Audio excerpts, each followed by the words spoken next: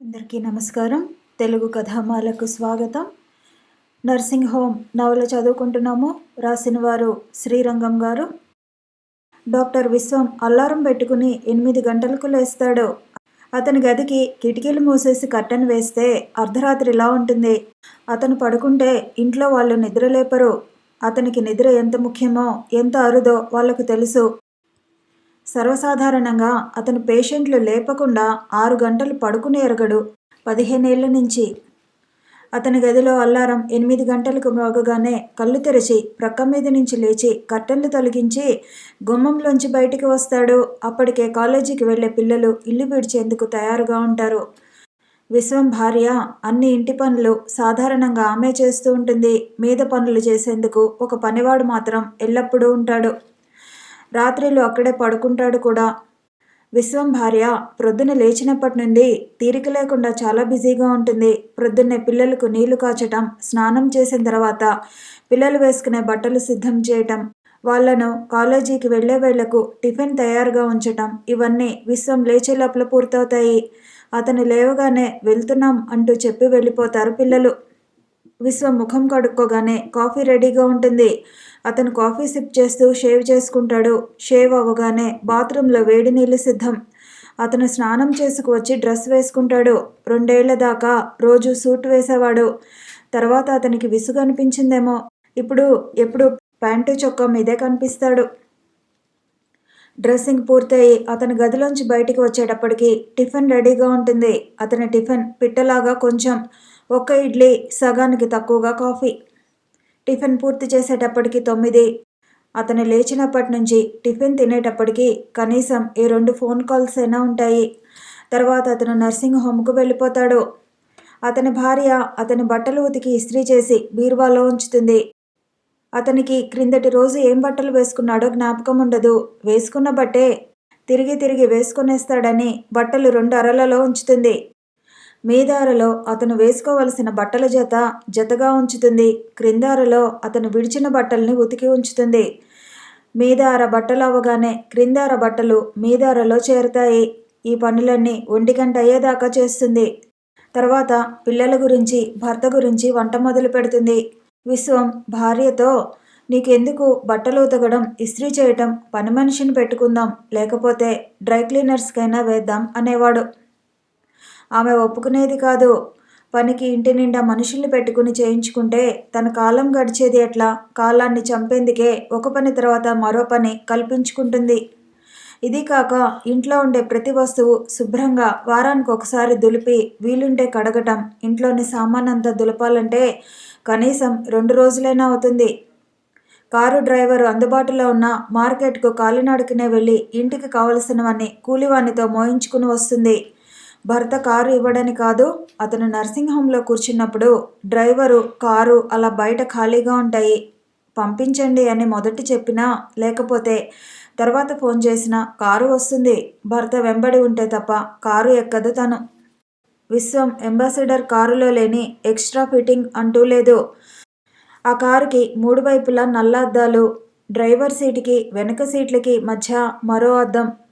మాట్లాడేది డ్రైవర్ వినొద్దు అనుకుంటే అద్దాన్ని ఎక్కిస్తే ఎటువంటి రహస్యాలైనా మాట్లాడుకోవచ్చు. కారులో 2 వైపులా చిన్న ఫ్యాన్స్. వెనక సీటు వెనుక 2 స్టీరియో స్పీకర్లు. డ్రైవర్తో ఎక్కడైనా మధ్యలో కారు ఆపు అంటూ చెప్పనక్కర్లేదు. ఒక బటన్ ఒత్తితే చాలు, డ్రైవర్ కారు ఆపుతాడు. డ్రైవర్ సీటుకి వెనక సీటుకి మధ్య ఉన్న అద్దం ఎత్తినప్పుడు డ్రైవర్తో మాట్లాడాలి అంటే ఇంటర్కమ్. కారు టేప్ రికార్డర్కి దగ్గర 50 టేపులు. అందులో హిందీ, తెలుగు పాటలు, శాస్త్రీయ సంగీతం రికార్డులు ఉన్నాయి.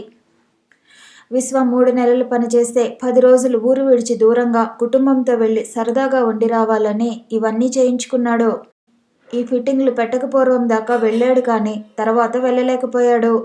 ఊరు నుంచి కదులుదామని అన్నీ సిద్ధం చేసుకుని బయలుదేరబోయే సమయానికి ఏదో ఎమర్జెన్సీ అతన్ని కదలనీయకుండా చేసేది. వచ్చిన వాళ్ళు, డాక్టర్ గారు, మీరు ఆపరేషన్ చేయకపోతే మా వాడు బ్రతకడు అంటూ కాళ్లే పట్టుకునేవారు. వాళ్ళని తోసేసి అతను ముందుకు కదలలేకపోయేవాడు. విశ్వం తన వృత్తి గురించి, ఈ సర్జరీ అంత కట్టేసే వృత్తి, మరింకేమీ లేదు. ఇది చేస్తున్న వాడికి ఇంకా యోగిలా దేని మీద ఝాసే ఉండకూడదు. స్నేహితులతోనైనా ఇంటి వాళ్ళతో అయినా మనస్ఫూర్తిగా 3 గంటలు సరదాగా గడపలేం. ఎవరిని లంచ్కి కానీ డిన్నర్కి కానీ పిలవలేం. పిలిచిన నమ్మకమే ఉండదు వాళ్ళతో కాలం గడపగలమని. చాలా ఒంటరి బ్రతుకు అయిపోతుంది. డబ్బు వస్తుందన్నమాటే కానీ అది తెచ్చిచ్చే సుఖం మాత్రం సున్నా. పైపెచ్చు ఉన్న సుఖాల్ని కూడా ఊడ్చిపెట్టేస్తుంది అంటాడు. అలానే అయింది కూడా విశ్వం బ్రతుకు. అతను తిన్నగా నర్సింగ్ హోమ్కు వెళ్ళేటప్పటికీ ఎప్పటిలాగే నర్సింగ్ హోమ్ జనంతో కలకలలాడుతూ నిండు చూలాలిలా ఉంది. అతన్ని చూడగానే కూర్చున్న కొందరు లేచి విష్ చేశారు. విష్ అందుకొని తిరిగి విష్ చేస్తూ లోనికి నడిచాడు. విశ్వం నర్సింగ్ హోమ్ 35 బెడ్డులది. వెళ్ళగానే కుడి చేతి వైపు ఉండేది నర్సింగ్ హోమ్ మేనేజర్ నరహరి గది. నరహరి రిటైర్ అయిన రైల్వే హెడ్ గుమాస్తా. అతను మంచి నిజాయితీపరుడు, కానీ కాస్త మందమతి. ఒక్కోసారి చెప్పినది చెప్పగానే మర్చిపోతుంటాడు. అతను ప్రొద్దున 8 నుంచి రాత్రి 8 దాకా అక్కడే కుర్చీలో కూర్చుని ఉంటాడు. కదలడు. ఎవరే విషయమైనా కావాలంటే అతన్ని అడగాలి. అడిగిన వెంటనే అతను మర్చిపోతాడు. విశ్వం అతన్ని ఎందుకు ఉంచాడో ఎవరికీ తెలియదు. నరహరి గది పక్కదే ఓపీ. అక్కడ ఒక విశాలమైన హాలు, 3 చిన్న గదులు ఉన్నాయి. ఒక గదిలోంచి మరో గదిలోకి గుమ్మాలున్నాయి. ఆ 3 గదుల్లో ఎగ్జామినింగ్ టేబుల్స్ అమర్చాడు. విశ్వం కన్సల్టింగ్ రూమ్లో కూర్చుని బెల్ నొక్కగానే అటెండరు 3 పేషెంట్లను వరుసగా టేబుల్ మీద పడుకోబెడతారు. 3 గదుల్లో అతను ఒకళ్ళ తర్వాత మరొకళ్ళను పరీక్ష చేసి కావలసిన మందులు రాసేస్తాడు. అటెండర్ అతను గదిలోకి రాగానే పేషెంట్ల పేరు, నెంబరు, వాళ్ళ దగ్గర నుంచి పుచ్చుకున్న ఫీజు అతని టేబుల్ ముందు ఉంచుతాడు.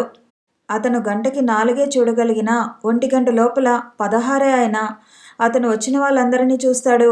వాళ్ళని పంపేటప్పటికి 3 అవుతుంది. తర్వాత నర్సింగ్ హోమ్ రౌండ్లు అదో గంట. అందులో అడ్మిట్ అయిన కేసులకి ట్రీట్మెంట్ రాయటం, ఆపరేట్ కేసుల్ని ఫాలో కావటం, ఆపరేషన్ చేయవలసిన కేసుల్ని ఆపరేషన్కి పాస్ చేయటం. 4 గంటలకి ఇంటికి వెళ్ళి కొంచెం తిని ఒక 10 నిమిషాలు పడుకుని 5:30 కల్లా తిరిగి వచ్చేస్తాడు. 5:30 నుంచి 9 దాకా ఓపీ. తర్వాత 1-2 ఎమర్జెన్సీ ఆపరేషన్లు ఏమైనా ఉంటే. సాధారణంగా 9:30 తర్వాత 1-2 విజిట్లు తప్పకుండా ఉంటాయి. అవి ముగిసేటప్పటికి 11. ఎమర్జెన్సీ కేసులు, యాక్సిడెంట్ కేసులు ఎప్పుడైనా రావచ్చు. వాటికి టైం అంటూ లేదు. ఇంత పని తానొక్కడే చేయలేనని తెలిసినా అతను ఇంకో డాక్టర్ని పెట్టుకోలేదు. ఎందుకంటే పేషెంట్లు విశ్వాన్ని కావాలని పట్టుబడతారు. నెలకి 1 రోజు రిప్రజెంటేటివ్స్ని కలుస్తాడు. 1 గంట నుంచి 4 గంటల దాకా. ఆ రోజు కనీసం ఒక 25 కంపెనీల రిప్రజెంటేటివ్స్ బరువైన తమ సంచులతో లోనికి వెళ్ళి ఖాళీ అయిన సంచులతో బయటికి వస్తారు. ప్రతి రిప్రజెంటేటివ్ 2 మందుల కంటే ఎక్కువ మాట్లాడడానికి వీల్లేదు. 3వ మందు గురించి ఒకవేళ మొదలు పెడితే వచ్చే నెల అంటూ బెల్ కొడతాడు. ఈరోజు అతను ఓపీలో కేసులు చూస్తున్నాడు. ఇంతలో ఫోన్ మ్రోగింది. విశ్వం స్పీకింగ్ అన్నాడు. నేను సార్ శ్యామ్ మోహన్ని మాట్లాడుతున్నాను. ఏంటి సేటి గారు, ఏం సంగతులు? ఏం లేదండి, ఏదో మాట్లాడాలి అనిపించింది. అంతగా ఈరోజే ఎందుకు అనిపించాలి? మళ్ళా ఏమైనా? అదేం లేదు. నేను బాధపడనులేండి. చెప్పండి, ఈసారి ఏం పుకారో? నా నోటితో చెప్పలేనండి. అంటే నేను చనిపోయాననే అన్నారా?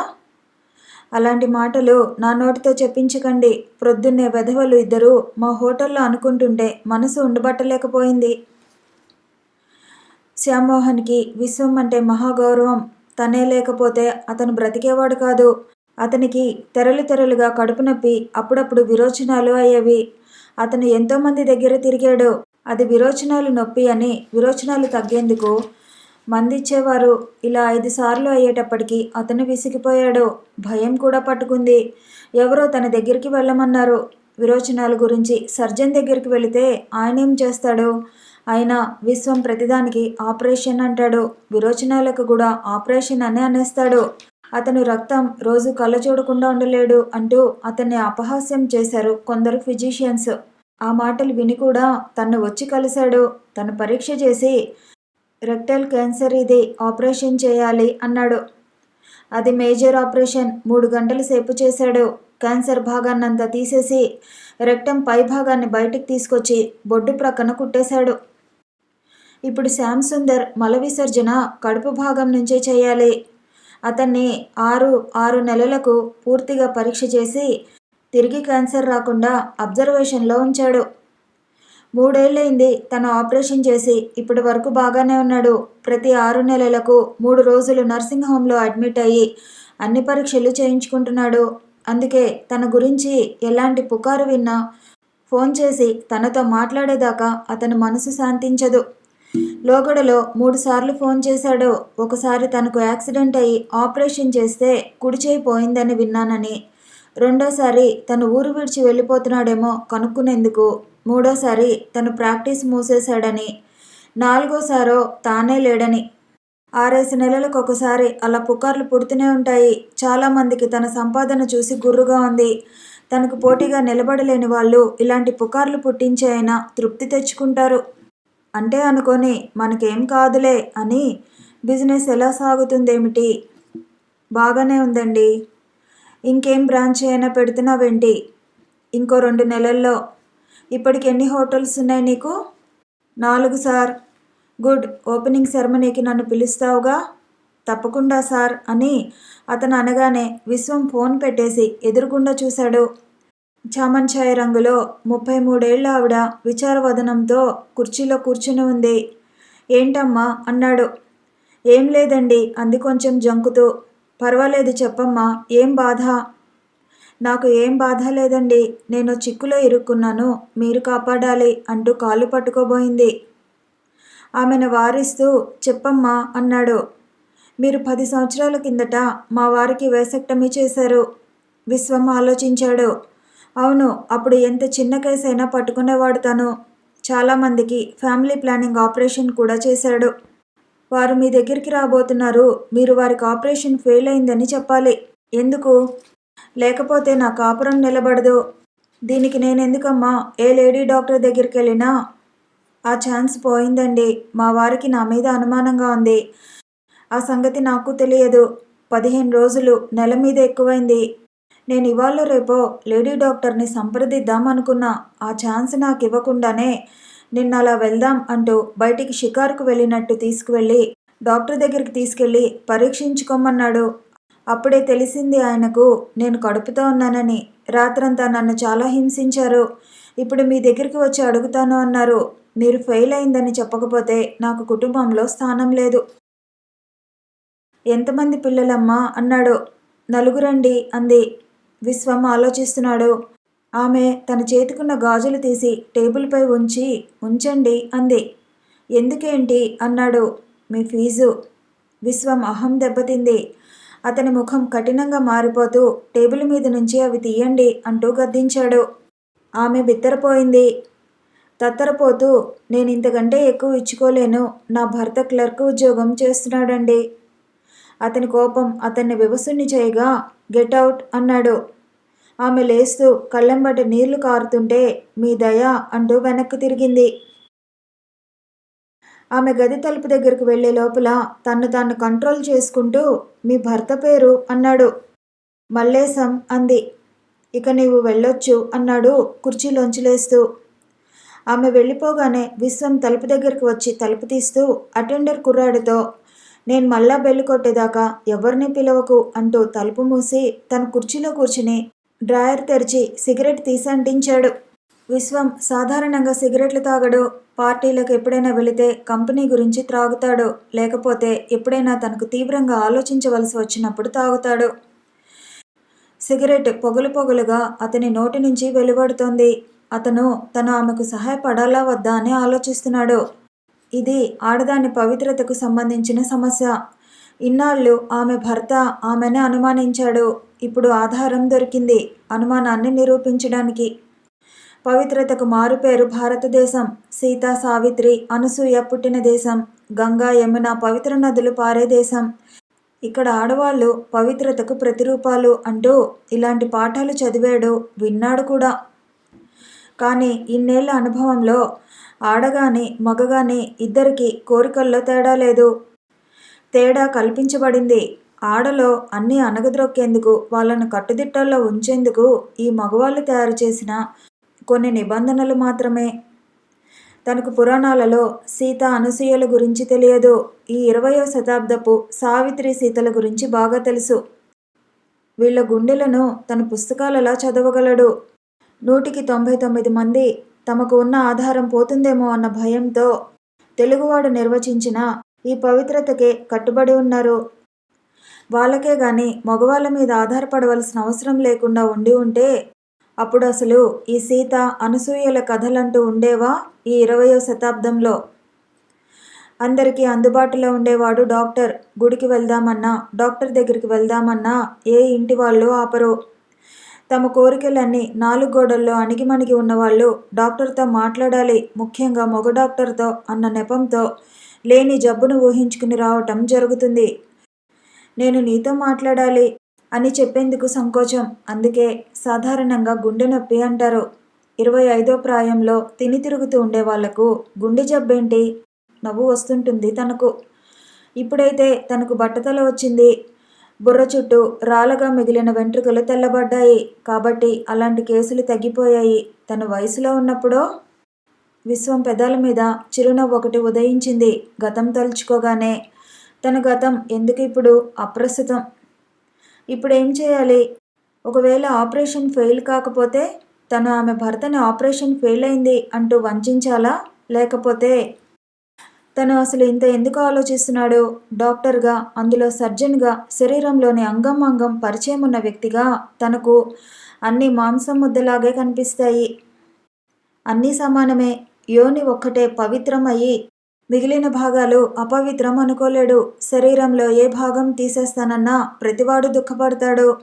అంతే తప్పితే తన పవిత్ర భాగం ఉంది, పోయింది వేరేదేలే అని సరిపెట్టుకునేవాడు ఎవరూ లేరు. అలా ప్రవర్తించే వీళ్ళు దాన్ని ఒక్కదాన్నే పవిత్రం అంటారు. ఎంత హాస్యాస్పదం!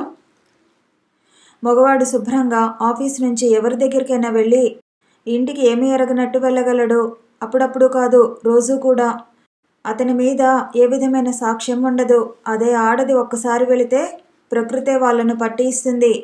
అసలు ఆడదాన్ని అన్యాయం చేసింది మగవారు కాదు, ప్రకృతే.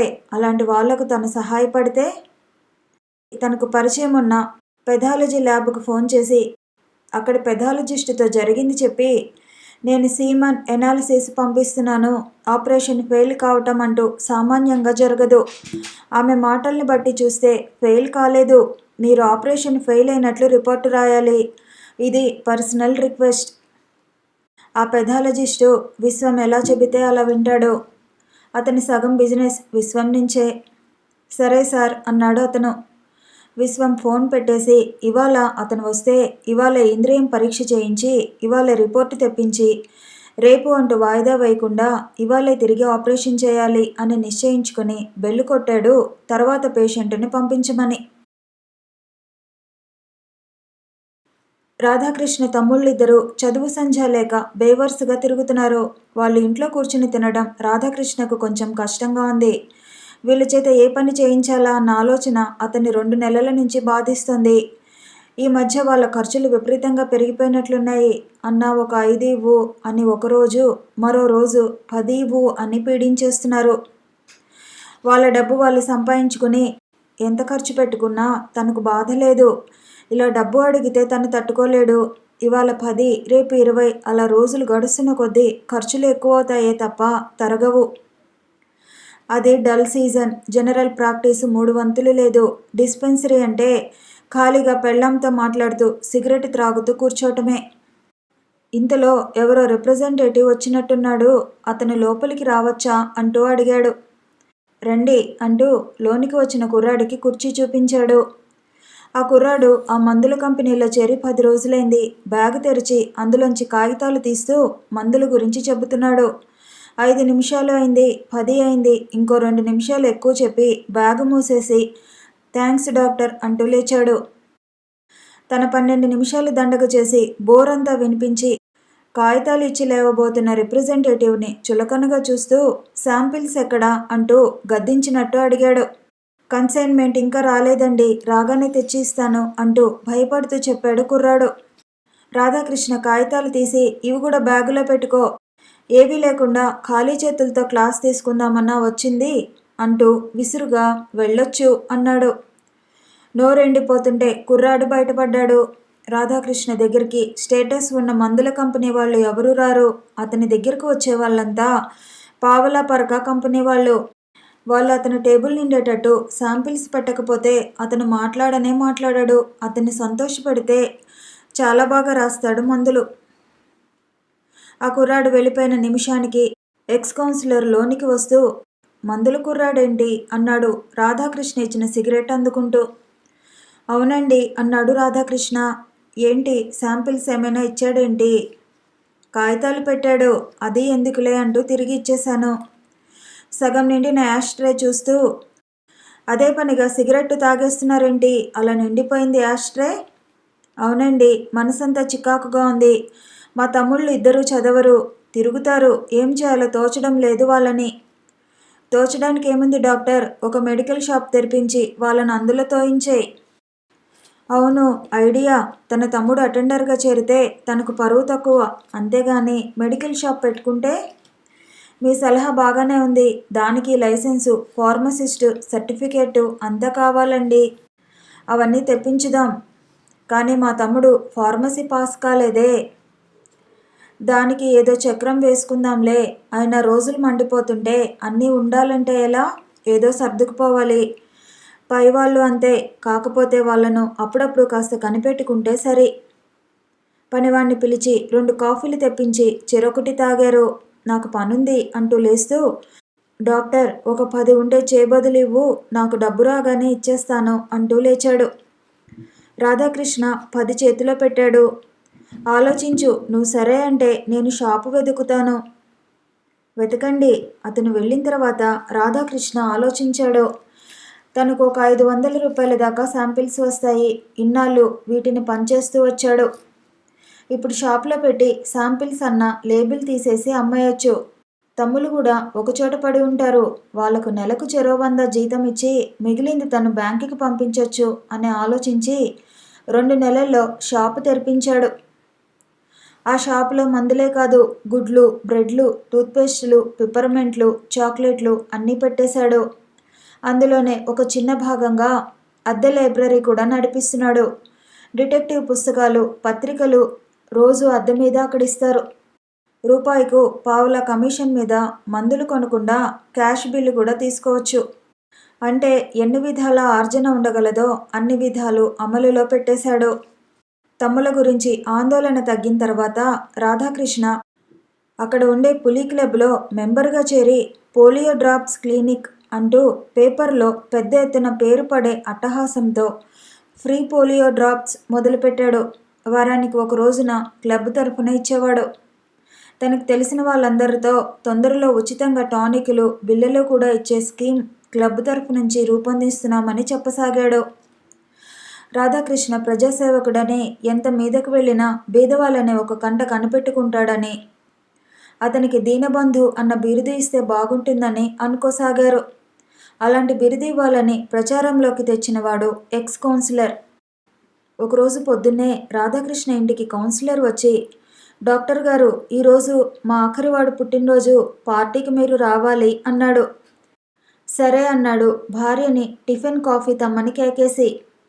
కౌన్సిలర్ సిగరెట్ ముట్టించి లోకాభిరామాయణం మొదలుపెట్టాడు. డాక్టర్, మీరు చిన్న నర్సింగ్ హోమ్ తెరిస్తే? తెరవచ్చు, కానీ దానికి పెట్టుబడి బోలెడు అవుతుందే. పెట్టుబడి అయ్యే పనులు నేను చెప్పనుగా. మీరు సరే అంటే మన మూల మలుపులో ఖాళీ జాగా ఉంది చూడండి, దాని గురించి ప్రయత్నం చేసి లీజుకి ఇచ్చేటట్టు చేస్తాను. సంవత్సరానికి 100, కాంట్రాక్టు 99 సంవత్సరాలకి. లీజ్ అయిపోయేటప్పటికి మనం ఉండం, మన తర్వాత తరం కూడా ఉండదు. ఏమంటారు? బాగానే ఉంది, కానీ మరి బిల్డింగుకో? దానికో పథకం తర్వాత ఆలోచిద్దాం. ముందు జాగా గురించి అన్నట్టేనా? సరే, ఇక నేను వెళ్తాను అంటూ ఇంకో 2 సిగరెట్లు తీసుకుని వెళ్ళిపోయాడు. అతను వెళ్ళగానే సుగుణ, ఏంటండి ఈయన ప్రతి నెల పుట్టినరోజు అంటాడే అంది. అతనికి 10 మంది పిల్లలు, భార్య తను కలిపితే 12. నెలకొకసారి పుట్టినరోజు చేస్తాడు. మధ్య మధ్య సత్యనారాయణ వ్రతమనో ఏదో భజన అనో అంటాడు. అతను పిలిచాడంటే ఒట్టి చేతులతో వెళ్ళకూడదు. ఒక 100 రూపాయల సరుకు తీసుకెళ్ళాలి. తనలా మరో 10 మంది 10 రకాల వృత్తుల వాళ్ళు ఉన్నారు. వాళ్ళందరూ నెల నెలకు తమ షాపులో ఇచ్చేది కాకుండా ఇంటికి వెళ్ళి ముడుపులు చెల్లించాల్సిందే. లేకపోతే నిష్ఠూరంగా మాట్లాడి వెనక గోతులు తవ్వేస్తాడు. 10 మంది పిల్లలు కదా, ఇక ఆపరేషన్ ఎందుకు చేయించుకోమనరు? ఇందులో ఒక లిటిగేషన్ ఉంది. అతనికి అతని భార్య మీద అనుమానం. తను ఆపరేషన్ చేయించుకుంటే అతని భార్య స్వేచ్ఛగా తిరిగిందే అనుకో, ఆమె నెల తప్పితే ఇంకేమైనా ఉందా? కౌన్సిలర్ ఆపరేషన్ చేయించుకున్నా అతని భార్య నెల తప్పిందే అంటారు. ఒకవేళ ఆమెకే చేయిస్తే ఆమెకు మరీ స్వాతంత్రం ఇచ్చేసినట్టే, మరీ బరి తెగిస్తుందేమో అని భయపడిపోతున్నాడు. ఇవి అతని భయాలు, అనుమానాలు. బాగుంది అని ఇక తయారవ్వండి లెండి అంటూ బాత్రూంలోకి వెళ్ళింది అతనికి నీళ్లు తోడటానికి. కథ కొనసాగుతుంది. మళ్ళీ కలుసుకుందాము. ఈ వీడియో నచ్చితే లైక్ చేయండి, షేర్ చేయండి, కామెంట్ చేయండి, ఛానల్ని సబ్స్క్రైబ్ చేయండి.